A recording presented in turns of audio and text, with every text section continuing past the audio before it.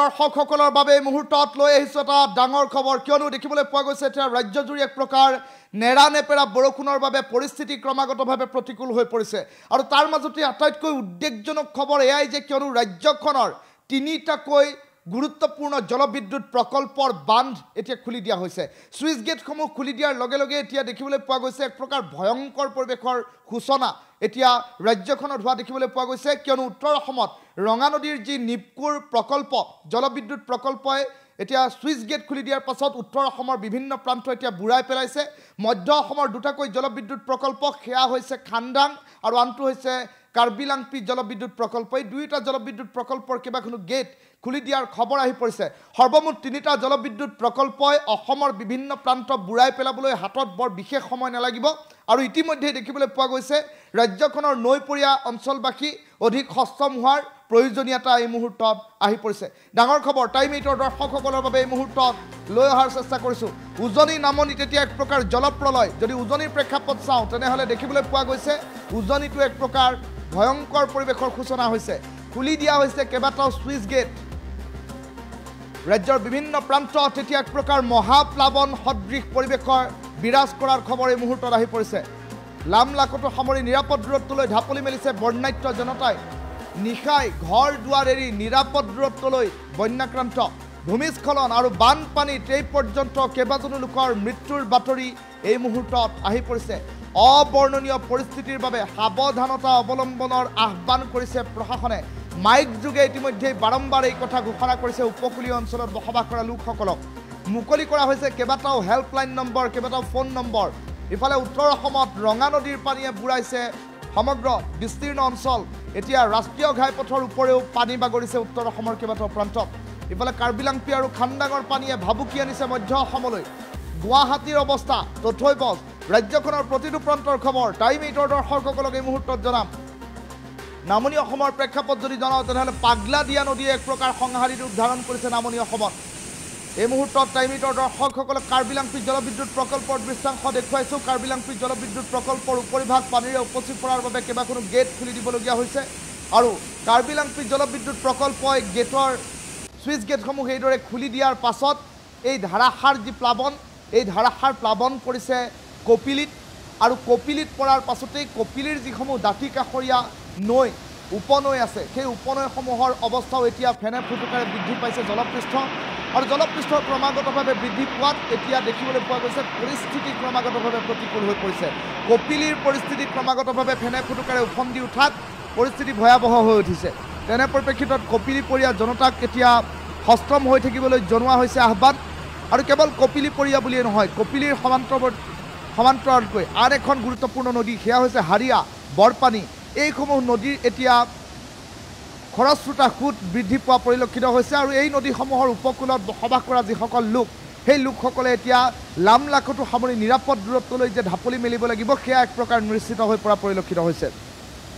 আনহাতে মধ্য অসমৰ আন কেইবাখনো গুৰুত্বপূৰ্ণ নদী সেয়া হৈছে সোণাই কলং এই নদীকেইখনতো ইয়াৰ প্ৰভাৱ পৰিব বুলি ইতিমধ্যেই উল্লেখ কৰা হৈছে আৰু এই নদীকেইখনত যদি প্ৰভাৱ পৰে তাৰ উপকূলীয় অঞ্চলবাসী এতিয়া অধিক সষ্টম হৈ পৰাৰ খবৰ আহি পৰিছে আনহাতে আন এখন গুৰুত্বপূৰ্ণ নদী হাৰিয়া নদীৰ পাৰত বসবাস কৰা লোকসকল যথেষ্ট সষ্টম হোৱাৰ সময় আহি পৰিল কিয়নো হাৰিয়া নদী যদি বাগৰিবলৈ হয় তেনেহ'লে ৰহাৰ বিস্তীৰ্ণ অঞ্চল প্লাবিত হৈ পৰিব ৰহাৰ সমান্তৰালকৈ এতিয়া দেখিবলৈ পোৱা গৈছে বৰপানী নদী আৰু সমান্তৰালকৈ কপিলি নদীত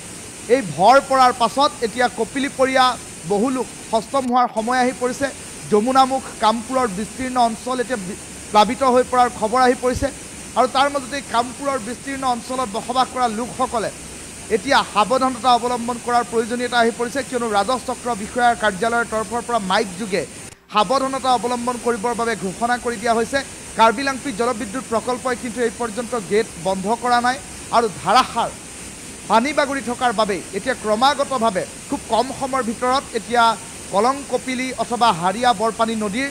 জলপৃষ্ঠ ক্ৰমাগতভাৱে বৃদ্ধি পাইছে এয়া মধ্য অসমৰ প্ৰেক্ষাপট আনহাতে যদি উত্তৰ অসমৰ প্ৰেক্ষাপট চাওঁ তেনেহ'লে উত্তৰ অসমতো একেই পৰিৱেশে বিৰাজ কৰা পৰিলক্ষিত হৈছে ৰঙা নদীৰ পানী মুকলি কৰি দিয়া হৈছে শেহতীয়াকৈ হোৱা ধাৰাসাৰ বৃষ্টিপাতৰ বাবে এতিয়া এক প্ৰকাৰ ফেনে ফুটুকাৰে জলবিদ্যুৎ প্ৰকল্পৰ ভিতৰি ভাগ উফন্দি উঠাত এতিয়া চুইচ গেটসমূহ খুলি দিবলগীয়া হৈছে আৰু চুইচ গেটসমূহ খুলি দিয়াৰ লগে লগে লখিমপুৰত এক প্ৰকাৰ হাহাকাৰ পৰিস্থিতিয়ে বিৰাজ কৰিছে। নিপকোৱে ৰঙানদী জলবিদ্যুৎ প্ৰকল্পৰ যি বান্ধ সেই বান্ধ খুলি দিছে, চুইচ গেট খুলি দিছে আৰু তাৰ পাছতেই লখিমপুৰৰ বিস্তীৰ্ণ অঞ্চল প্লাবিত হৈ পৰাৰ খবৰ আহি পৰিছে। এক প্ৰকাৰ মহাপ্লাৱন লখিমপুৰত আৰু তেনে পৰিপ্ৰেক্ষিতত লামলাকুটু সামৰি লখিমপুৰৰ জনতাই ঢাপলি মেলিবলগীয়া হৈছে নিৰাপদ দূৰত্বলৈ, ওখ ঠাই বিচাৰি এতিয়া হাহাকাৰ কৰিবলগীয়া হৈছে। কোনো লোকে যদি পশুধন সামৰিবলৈ পাৰিছে, কোনোৱে নাই পৰা। তেনে পৰিপ্ৰেক্ষিতত ঘৰৰ ভিতৰেৰে যেতিয়া খৰস্ৰোতা নদী বাগৰি গৈছে তেতিয়াই সকলো ধৰণৰ সপোন ভাঙি চুৰমাৰ হৈ যোৱাৰ দৃশ্যাংশ চকুৰ আগতে এতিয়া দেখিবলৈ পোৱা গৈছে আৰু কেমেৰাৰ আগতেই টাইম 8ৰ সাংবাদিকে যেতিয়া বাতৰি সংগ্ৰহৰ বাবে ঘটনাস্থলীত উপস্থিত হৈছে, বানপীড়িত অঞ্চলত উপস্থিত হৈছে, কেমেৰা কৰিছে আৰু সেই সময়তে কেমেৰাৰ অন স্ক্ৰীন ভিজুৱেলত ঘৰ পৰ্যন্ত উঠি যোৱাৰ দৃশ্য বন্দী হৈছে টাইম 8ৰ কেমেৰাত। আৰু প্ৰতিটো প্ৰান্তৰ খবৰ টাইম 8ৰ দৰ্শকসকলৰ বাবে ক্ষিপ্ৰতাৰে লৈ আহিবলৈ আমি এই মুহূৰ্তত চেষ্টা কৰি আছোঁ। এয়া উত্তৰ অসমৰ খবৰ। উজনি অসমতো একেই পৰিৱেশে বিৰাজ কৰিছে। উজনি অসমৰ কেতবোৰ প্ৰান্তত এতিয়া নৈ উপনৈসমূহে এক প্ৰকাৰ সংহাৰী ৰূপ ধাৰণ কৰিছে। নামনি অসমৰ প্ৰেক্ষাপট যদি চাওঁ তেনেহ'লে নামনি অসমতো দেখিবলৈ পোৱা গৈছে এতিয়া পাগলা দিয়া নদীয়ে এক প্ৰকাৰ সংহাৰী ৰূপ ধাৰণ কৰাৰ সম্ভাৱনীয়তা আৰু শেহতীয়াকৈ ধাৰাসাৰভাৱে হোৱা বৰষুণৰ বাবে পৰিস্থিতি ক্ৰমাগতভাৱে উত্তপ্ত হৈ পৰিছে। আনফালে গুৱাহাটী মহানগৰীৰ প্ৰেক্ষাপট কিছু পৃথক। গুৱাহাটী মহানগৰীত মেঘালয়ৰ পৰা বৈ অহা পানী আৰু সমান্তৰালকৈ শেহতীয়াকৈ হোৱা নেৰানেপেৰা ধাৰাসাৰ বৰষুণৰ বাবে এতিয়া ভৰলু উফন্দি উঠিছে আৰু সমান্তৰালকৈ মহানগৰীৰ প্ৰতিটো গলি, প্ৰতিটো পথ, উপপথত এতিয়া দেখিবলৈ পোৱা গৈছে একাঠু এককাল পৰ্যন্ত পানী। যোৰাবাটৰ কথা নকলোৱে বা যোৰাবাটত কেইবাখনো বাহন বিকল হৈ পৰিল। ৰুক্মিণী গাঁৱত কেইবাখনো বাহন কালিৰ দিনটোত বিকল হৈ পৰিল। আজি পৰ্যন্ত পানী মহানগৰীৰ কেতবোৰ প্ৰান্তৰ পৰা আঁতৰ কৰিব পৰা নাই। ঠায়ে ঠায়ে আজিও কিছু কিছু প্ৰান্তত পানী শুকাইছে যদিও কিছু কিছু প্ৰান্তত কিন্তু এই পৰ্যন্ত এককাল এবুকু পৰ্যন্ত পানী অব্যাহত আছে। মহানগৰীৰ জনতাই জীয়াতু ভুগিবলগীয়া হৈছে আৰু পৰিস্থিতি প্ৰতিকূলৰ প্ৰতি লক্ষ্য ৰাখি আজিৰ দিনটোত ৰাজ্য চৰকাৰে মহানগৰীৰ প্ৰতিখন প্ৰতিষ্ঠান, শিক্ষা প্ৰতিষ্ঠান বন্ধ কৰাৰ ঘোষণা কৰিছে আৰু যিসকল চৰকাৰী কৰ্মচাৰীসকলৰ বাবে বিশেষ কেজুৱেল লিভৰ বাবেও ব্যৱস্থা ইতিমধ্যে ৰাজ্য চৰকাৰে গ্ৰহণ কৰিছে। আৰু তাৰ সমান্তৰালকৈ আটাইতকৈ উদ্বেগজনক খবৰ এয়াই যে কিয়নো ৰাজ্যখনৰ তিনিটাকৈ গুৰুত্বপূৰ্ণ জলবিদ্যুৎ প্ৰকল্পৰ বান্ধ খুলি দিয়া হৈছে আৰু এই বান্ধসমূহ খুলি দিয়াৰ পাছতেই পৰিস্থিতি ক্ৰমাগতভাৱে আৰু অধিক প্ৰতিকূল হৈ পৰাৰ খবৰ আহি পৰিছে। এই মুহূৰ্তত টাইম 8ৰ দৰ্শকসকলক আমি যি দৃশ্যাংশ দেখুৱাইছোঁ বাওঁফালৰ স্ক্ৰীণত দেখুৱাই থকা দৃশ্যাংশটো মন কৰিলেই সহজে অনুমান কৰিব পাৰিব মধ্য অসমৰ পৰিস্থিতি কেনে হ'বলৈ গৈছে। সেই দৃশ্যাংশ দেখুৱাই আছে।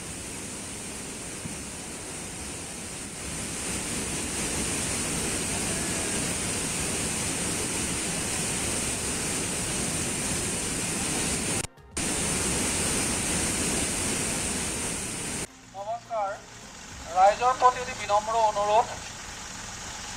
জলবিদ্যুৎ প্ৰকল্পত যোৱা বিগত দিনত নেৰানেপেৰা বৰষুণৰ ফলত পানীৰ মাত্ৰা বৃদ্ধি পোৱাত ইতিমধ্যে 4খন গেট খুলি দিয়া হৈছে আৰু এই গেট খোলাৰ ফলত জলবিদ্যুৎ প্ৰকল্পৰ নামনি অংশত বানপানীৰ সৃষ্টি হোৱাৰ সম্ভাৱনা আছে। গতিকে উক্ত সময়ত আপোনালোকক বিনম্ৰভাৱে অনুৰোধ জনাওঁ যে নদীৰ কাষত, নদীৰ কাষৰীয়া অঞ্চলত মাছ মৰা, গা ধোৱা, কাপোৰ ধোৱা বা নাও লৈ খেলা কৰা কামৰ পৰা বিৰত থাকে যেন। আৰু উক্ত সময়ত হ'ব পৰা যিকোনো পৰিস্থিতিৰ বাবে বৈঠালাংচ আৰক্ষীৰ লগত যোগাযোগ কৰিব পাৰিব। আৰক্ষীৰ নম্বৰ হৈছে 6026901233। মই নম্বৰটো আপোনাক কৈ দিছোঁ 6026901233। ধন্যবাদ। নমস্কাৰ। ৰাইজৰ প্ৰতি বিনম্ৰ অনুৰোধ, জলবিদ্যুৎ প্ৰকল্পত যোৱা বিগত দিনত নেৰানেপেৰা বৰষুণৰ ফলত পানীৰ মাত্ৰা বৃদ্ধি পোৱাত ইতিমধ্যে 4খন গেট খুলি দিয়া হৈছে আৰু এই গেট খোলাৰ ফলত জলবিদ্যুৎ প্ৰকল্পৰ নামনি অংশত বানপানীৰ সৃষ্টি হোৱাৰ সম্ভাৱনা আছে।